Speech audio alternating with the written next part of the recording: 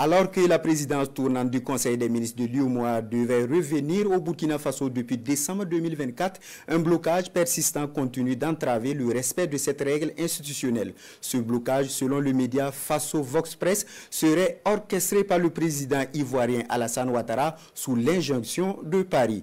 Nous vous exposons d'ailleurs les raisons de cette situation ainsi que l'attitude du président ivoirien selon ce média qui s'appuie sur des sources diplomatiques. Benewende Frédéric Nintiama. L'affaire secoue actuellement les 8 pays de l'espace UEMOA, l'Union économique et monétaire ouest-africaine. Le 11 juillet dernier à Lomé, les ministres des États membres de l'Alliance des États du Sahel ont claqué la porte de la deuxième session ordinaire annuelle du Conseil des ministres de l'UEMOA. La raison ? L'absence de consensus sur la désignation du Burkina Faso pour assurer la présidence tournante du Conseil conformément aux dispositions du traité de l'instance sous-régionale. Ce blocage, selon le média Faso Vox Press, est orchestré par le président ivoirien Alassane Ouattara sous l'injonction de Paris.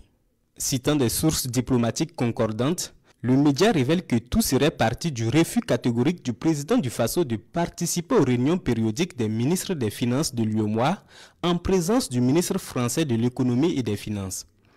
Toujours selon le média, la posture souverainiste des autorités burkinabées déterminée à rompre avec toute forme d'ingérence, notamment celle de l'ancienne puissance coloniale dérange.